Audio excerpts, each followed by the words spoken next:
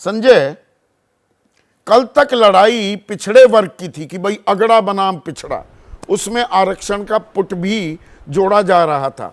पर ये अगड़ा बनाम पिछड़ा ही नहीं, गरीब को लेकर एक जो ये लकीर खींचते दिखे हैं प्रधानमंत्री मोदी, ये बीजेपी का असमंजस दूर करने की उनकी कोशिश है, या दरअसल जो पिछड़े वर्ग की राजनीति अब साफ तरीके से आगे बढ़ाता दिख रहा है विपक्ष, उसकी काट के तौर पर अब गरीबों को सामने लेकर आ रहे हैं प्रधानमंत्री मोदी।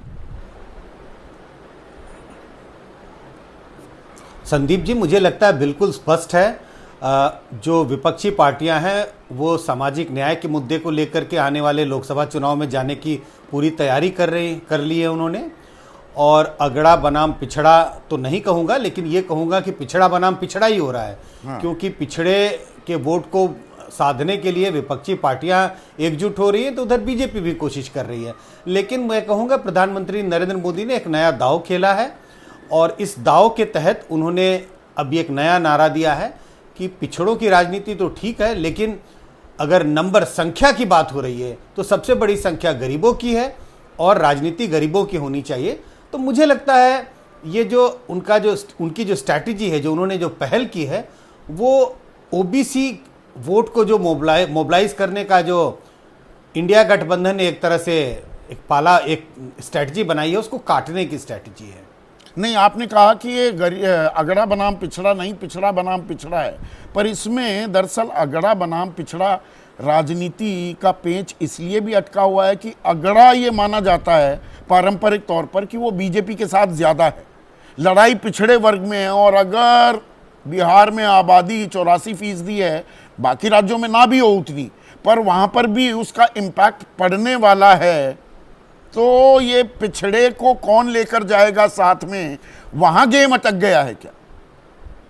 इसीलिए गरीब का नैरेटिव गढ़ना पड़ रहा है प्रधानमंत्री। मैंने कहा अगड़ा बनाम, हाँ नहीं, मैंने कहा अगड़ा बनाम पिछड़ा नहीं है। इसकी वजह बहुत साफ है कि अगड़ी जातियों का वोट बीजेपी को पारंपरिक तौर पे मिलता रहा है। बीजेपी का प्रदर्शन जब बहुत अच्छा नहीं भी था, 2004 की बात कर लें, 2009 की बात कर लें, उस वक्त भी अगड़ों का वोट बीजेपी के पाले ही जाता था। इस वक्त जब बीजेपी का बोलबाला है राष्ट्रीय राजनीति में, कई राज्यों की राजनीति में, तो उनके पास कहीं जाने के लिए और कोई जगह नहीं है। अगड़ा वोट तो सुरक्षित है, इसी के लिए अगड़े वोट के लिए कोई लड़ाई नहीं है।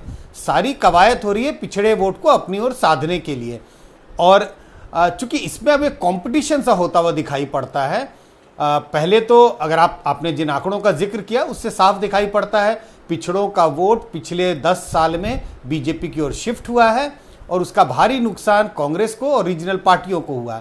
अब जो रीजनल पार्टियों ने जो दांव खेला है, कल जो जनसंख्या, जातीय जनगणना की संख्या सामने आई है, उससे शायद ये लगने लगा है कि विपक्ष के हाथ में एक अच्छा हथियार मिला है। उनके पास एक इंस्ट्रूमेंट है, एक वेपन है।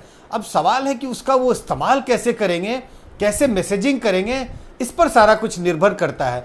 तो ये वेपन एक मिला, एक हथियार उनके हाथ में आया है, मुझे लगता है प्रभावशाली हथियार है।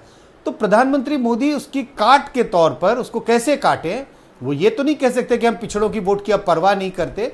तो उन्होंने एक नया नैरेटिव गढ़ने की कोशिश की है, और संख्या का सहारा लेते हुए उन्होंने कहा है कि सिर्फ संख्या के आधार पर पिछड़े ही नहीं है, संख्या के आधार पर देखें तो गरीब हैं, गरीबों की संख्या ज़्यादा है। तो एक काट के तौर पर, जो मैंने पहले भी कहा, एक नया हथियार लेके प्रधानमंत्री सामने आने की कोशिश। जैसे ही घड़ी का काटा दोपहर 2:30 पे आए, बबीता जी का दिल सास बहू साजिश के लिए मचल जाए। और ये है इनकी बहू, पूरे दिन ऑफिस की टेंशन हो जाए गॉन जब ये करें अपना फेवरेट शो फ्री टाइम पे ऑन। इनकी तरह आप भी देखिए अपना फेवरेट शो अपने टाइम पर, और डाउनलोड कीजिए एबीपी लाइव ऐप अपने स्मार्ट टीवी पर।